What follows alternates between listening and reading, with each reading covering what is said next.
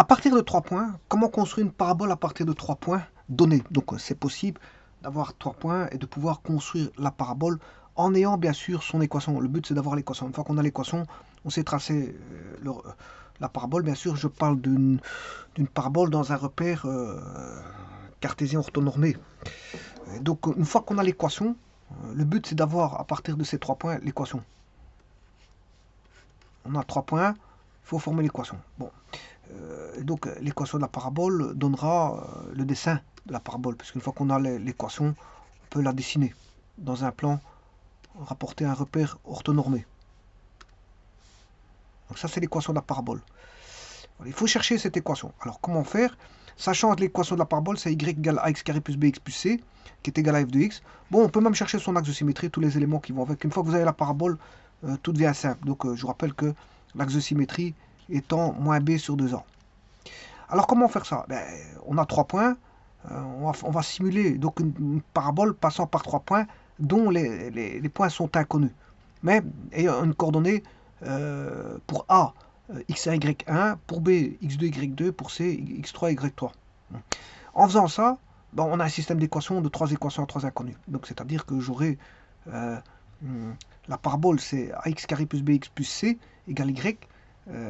J'aurai ax1 au carré plus bx1 plus 1 fois c égale y1. Y2 voudra ax2 au carré plus bx2 plus 1 fois c.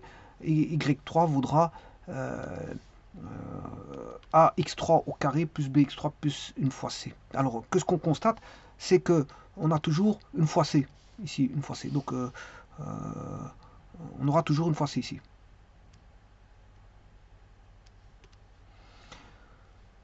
Et donc, on aura, qu'est-ce qui va nous aider à faire ça? C'est les systèmes d'équations linéaires, parce qu'on a 3 équations à 3 inconnues. Je vous rappelle que les équations, enfin, les inconnues sont A, B, C. Et donc, on va créer un système de Cramer. Un système de Cramer. Alors, comment établir un système de Cramer? De la façon suivante. On aura, je peux aller chercher le petit a en faisant le déterminant de a sur le déterminant de d, le petit b, déterminant de b sur le déterminant de d, et petit c en faisant le déterminant de c sur le déterminant de d. Qu'est-ce que c'est que le déterminant de d? Le déterminant de d, c'est ce que j'ai mis ici en orange. C'est ce que j'ai encadré en orange. Donc, c'est-à-dire, le déterminant de d, il est là. Ça, c'est le déterminant de d. Et donc, qui va apparaître, bien sûr, au dénominateur à chaque fois. Déterminant de d, déterminant de d, déterminant de d. Ce qui veut dire qu'on aura x carré, x2 carré, x3 carré. Alors, là, j'ai x1, x2, x3. Alors, qu'est-ce que c'est qu'x1 carré, x2 carré, x3 carré? C'est le carré de celui-là. On prend x1, on le met au carré, on prend x2, on le met au carré, on prend x3, on le met au carré. Celui-ci vaudra toujours 1, comme je l'ai dit, parce que le coefficient de c, il vaut toujours 1. Donc, voilà, c'est assez simple pour faire ça, puisque moi, je vais le faire avec GeoGebra. Donc, dans GeoGebra, bien sûr, je vais créer une matrice. Alors ici, je vais mettre des coordonnées. Et bien sûr, pour aller chercher le carré, c'est facile. Je vais chercher celui-là, je le mets au carré. Voilà, tout simplement. Alors ensuite, je vais le déterminant de A, il suffit de mettre en lieu et place de A, je mets les coordonnées en Y. Et puis je laisse, voilà, je vais laisser ceci. Voilà. Ensuite, pour D de B, en lieu et place, donc ça c'était en lieu et place de A, en lieu et place de B, je vais mettre les coordonnées. Voilà, les coordonnées en Y. Et pour le troisième, donc ici, en lieu et place de A, je mets Y1, Y2, Y3. En lieu et place de B, je mets Y1, Y2, Y3. Et en lieu et place de C, je mets Y1, Y2, Y3. Bon, et après, je réécris. Je réécris. En B, qu'est-ce qu'il y a? Qu'est-ce qu'il y avait? C'est X1, X2, X3. Donc je laisse X1, X2, X3. Qu'est-ce qu'il y avait en C? Il y avait 1, 1, 1. Je laisse 1, 1, 1. Alors là, qu'est-ce qu'il y avait en A? Il y avait les carrés des X, des abscisses. Et qu'est-ce qu'il y avait en C? Il y avait les 1, 1, 1. Qu'est-ce qu'il y avait en A ici? Il y avait les carrés. Qu'est-ce qu'il y avait en B? Il y avait les valeurs des abscisses. Donc en A, c'était à chaque fois, vous trouvez en A les carrés des abscisses, sauf quand il faut positionner l'inconnu. Et donc là, on a D de A, je calcule son déterminant. Là, je calcule D de B, et là, je calcule D de C. Et voilà. Et en faisant ça, j'aurai A, B, C. Et je vais faire ça avec GeoGebra. Alors, comment faire?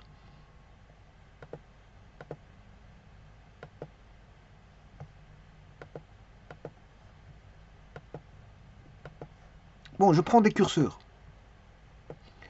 Je prends des curseurs.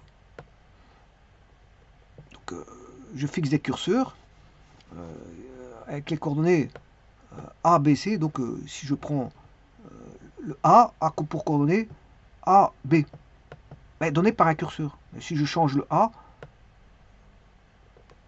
oui, là je change le X. C'est le X, c'est X1 ça. Le A, c'est X1. Ça, c'est X1. Ceci, le B, ça va toujours bouger A. Puisque le B, c'est le Y1. Donc là, je modifie en hauteur. Voilà. Pour avoir le point B, pour bouger le point B en translation horizontale, je m'excuse. J'en ai pour 2 secondes.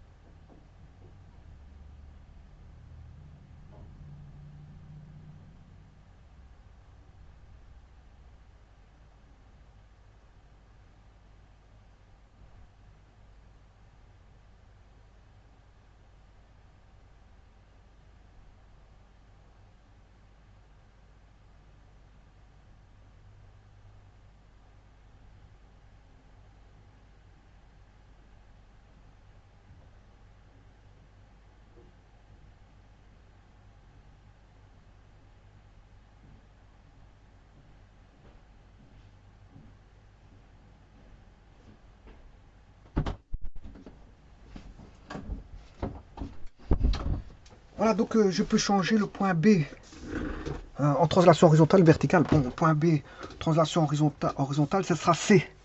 Donc je veux modifier le point, je veux dire le curseur C. Alors si je modifie C, vous voyez que B varie en horizontal. Maintenant, si je modifie le D, ce sera toujours le point B qui va être modifié, mais en vertical. Donc le point D en vertical, voilà, ça c'est le point B en vertical. Donc je peux modifier comme je veux les points A, B, C. Et maintenant, si je veux modifier le point C, mais le point C, ce sera en X, en translation horizontale, ce sera par rapport à E. Voilà, et en vertical, ce sera par rapport à F. Donc je peux fixer les points où je veux. Voilà. À partir de là, ben, je crée ma matrice qui est là. Bon, j'égale ceci, je fais égal X. Donc X1, c'est le A. Voilà, ça c'est A. Vous pouvez constater que le A, c'est X1. Donc je fais égal A, tout simplement, puisque là, le curseur c'est A. Ici, je fais égal, attention que c'est X2. Et X2, c'est, attention que A, c'est X1, B, c'est Y1, C, c'est X2, D, c'est Y2, E, c'est X3, et F, c'est Y3. Donc ici, vous aurez égal A, égal C, A, B, C, donc égal C, D, E, et là, c'est égal E. Donc, égal A, égal C, égal D. Voilà. Alors, celui-ci, c'est facile, hein. Vous faites les carrés, vous faites le égal carré de cette cellule-là. Voilà, celui-ci, c'est égal carré de cette cellule-là. Et celui-là, c'est égal carré de, de cette cellule-là. Bien sûr, la troisième cellule, c'est 1, 1, 1. Et donc là, vous avez la matrice D. C'est la matrice D. Voilà, c'est la matrice D. Ensuite, je crée la matrice. Ouais, bon, j'aurais pas faire ça.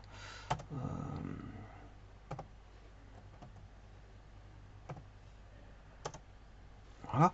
Alors ici, c'est la matrice D de A.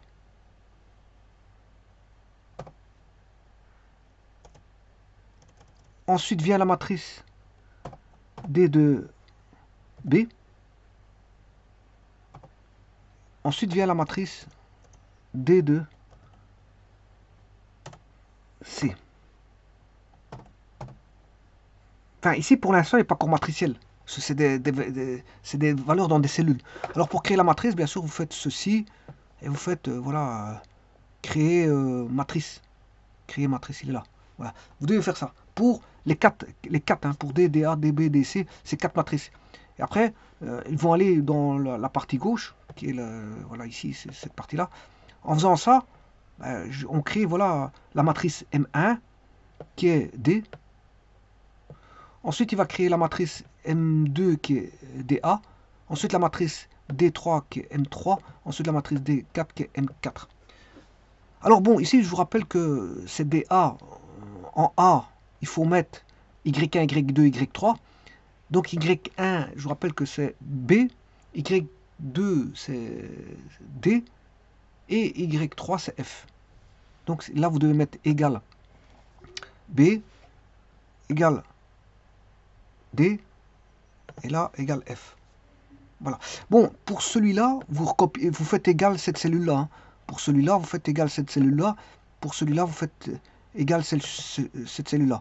Par contre, ici, vous n'allez pas faire égal cette cellule-là. Vous pouvez le faire, mais c'est plus facile de taper 1, 1, 1, ça va beaucoup plus vite. Hein. 1, 1, 1, ça va vite. Vous tapez 1, 1, 1, ça va beaucoup plus vite que de commencer à faire des copies de cellules. Voilà. Donc là, vous mettez les... Comment on appelle ça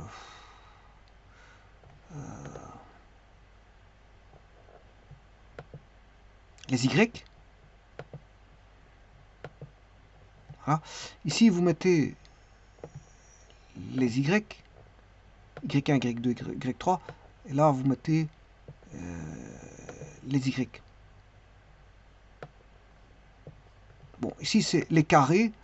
Vous recopiez ces cellules-là. Ça, vous recopiez soit ça, ou soit ça. Ça, vous recopiez ceci. C'est x1, x2, x3. Ça, c'est x1 au carré x2 au carré x3 carré calculé par rapport à celui-là. Parce que ça, vous avez x1, vous faites au carré, vous avez celui-là. Vous faites égale cellule de celle-ci au carré, égale cellule de celle-ci au carré, égale cellule de celle-ci au carré. Voilà. Bon, donc ça, c'est ça. Ça, c'est ça. Voilà, c'est fait, le tour est joué. Là, vous mettez 1, 1, 1, parce que c'est toujours 1, 1, 1, 1, 1, 1, 1, 1. Voilà.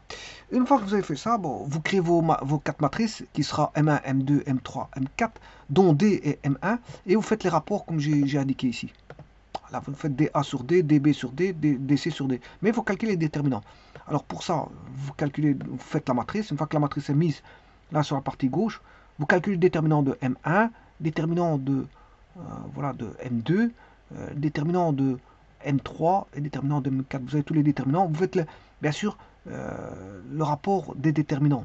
Parce que c'est le déterminant de M2 sur le déterminant de M1, déterminant de M3 sur déterminant de M1, déterminant de M4 sur déterminant de M1. Et donc vous avez là KLM et qui sont tout simplement ABC. Mon ABC à rechercher. Mon ABC c'est à rechercher.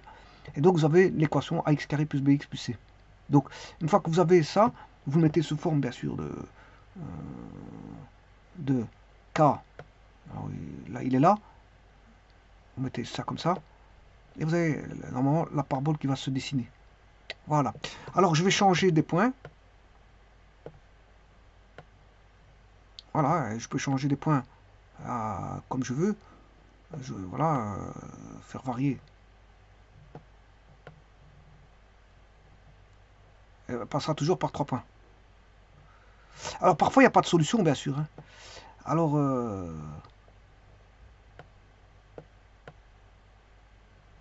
c'est quand le déterminant vaut 0. Quand le déterminant s'annule ici, ben, il n'y a pas de solution. C'est normal. Vous avez dA sur D.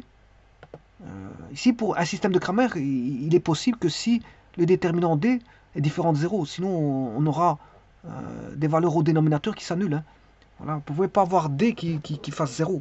Donc, D égale 0 est une solution impossible, c'est-à-dire que vous ne savez pas tracer de parabole.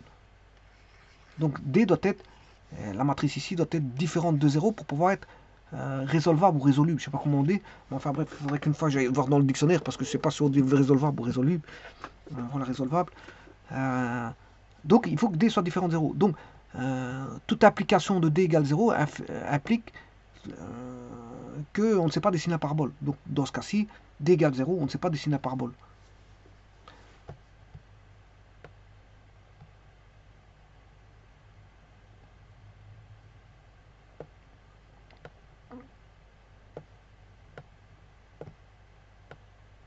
Donc, il faut positionner ces points de manière à avoir, bien sûr, une solution à ça.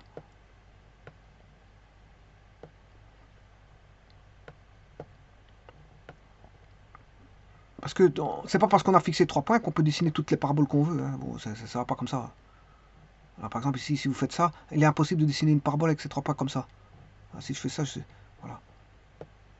Bon, maintenant, une fois que vous avez fait votre parabole, vous pouvez trouver l'axe de symétrie. Puisque l'axe de symétrie, x égale moins b sur 2a, c'est-à-dire b ici c'est L, moins L, divisé par 2 fois le K.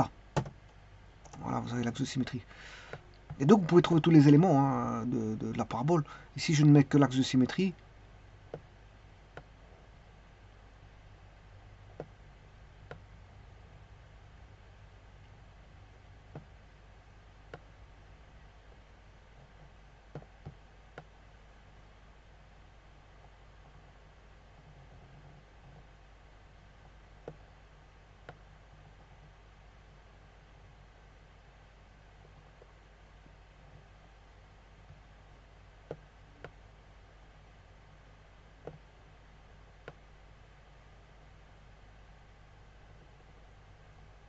Donc là, il n'y a pas de solution si je fais ça. Parce que le déterminant est nul. D.